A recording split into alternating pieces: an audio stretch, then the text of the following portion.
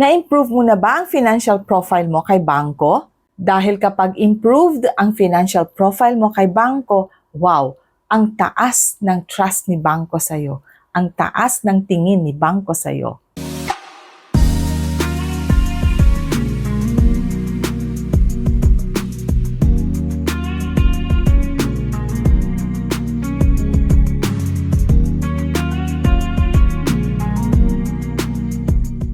Hi everyone, Crisel Morales here. Welcome back dito sa ating YouTube channel. Alright, so today ang pag-uusapan natin ay kung paano i-improve ang financial profile natin with the bank. Marami sa atin ang may credit card pero hindi alam kung paano gamitin para ma-improve ang ating financial profile. So today, yan ang pag-uusapan natin. Isa sa pinaka-importanteng bagay sa financial life mo ay ang iyong credit score. Ang credit score ay ang nagsisilbing reputation mo sa batas, sa mata ni bangko at ng mga financial institution. Kaya ganon ka-importante ang credit score. Ito yung tinitignan ng mga bangko at ng iba pang mga financial institutions kapag mag-a-apply tayo ng personal loans, housing loan, or car loan. Kaya importante na maganda ang credit score mo.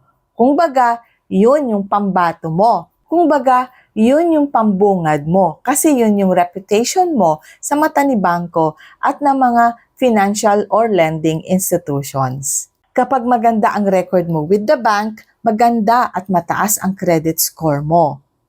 Mas madaling ma-approve sa mga personal loans, housing loans, or financial loans.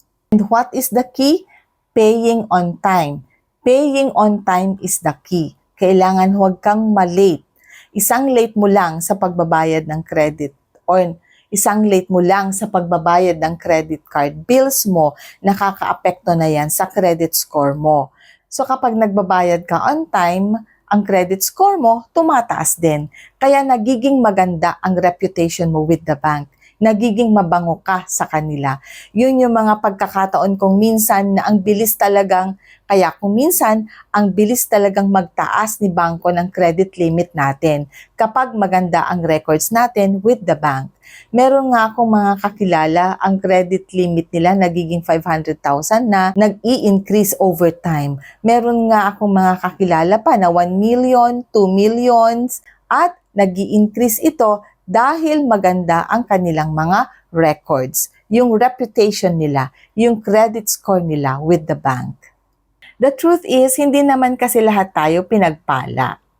But then again, what's so good is, God is giving us His ways and means para makakope up sa ating mga financial expenses and financial struggles.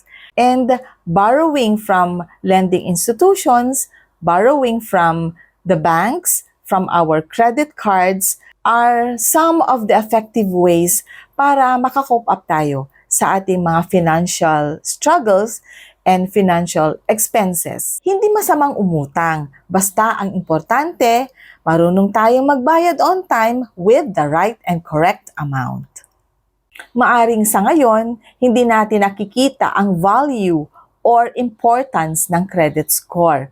But when time comes that you really need help from the bank, dahil sa totoo lang, mas mababa naman talaga ang interest ng mga bangko when it comes to personal loan, housing loan, or car loan, comparing dun sa mga ibang lending institutions. At mas kampante ka kapag si bangko ang kinakausap mo. Bukod sa professional sila, hindi sila katulad ng mga ibang lending institutions na nanghaharash kapag naniningil. So yun ang maganda sa ating mga commercial banks.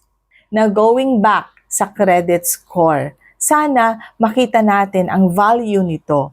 Because once you have a good credit score, it will eventually benefit you that much in the coming days. Kaya, Kapag nag-uumpisa ka pa lamang sa iyong credit card, you have to make sure to pay your credit card bills on time with the correct and the right amount. Iwasan nating malate sa ating mga payments para hindi mag-cause ng negative impact sa ating mga credit score. Question: can bank show our credit score? The answer is no. Si bangko hindi dinidisclose ang ating mga credit score. Pero malalaman na lang natin kapag nag-apply tayo ng credit card or personal loan, housing loan or car loan at na-approve ito, maaring maganda ang credit score mo. Factor yon. Pero kapag na-disapprove naman, pwede ding factor yung hindi maganda ang credit score mo or mababa pa lamang ang credit score mo. Kanino ba tayo pwedeng mag-request para makita naman natin ang ating mga credit score? In the Philippines, you can check your credit score through the Credit Information Corporation, CIC, the official government agency that collects credit data, although the actual score is provided by its accredited partners. The easiest way is through mobile apps like Lista PH and CreditMO, where you can register, verify your identity, and pay a small fee to access your credit report and score.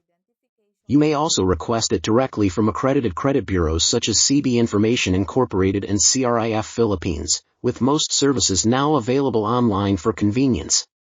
BDO Unibank and Bank of the Philippine Islands, nakikita nila yung ating mga credit score, but they do not disclose it.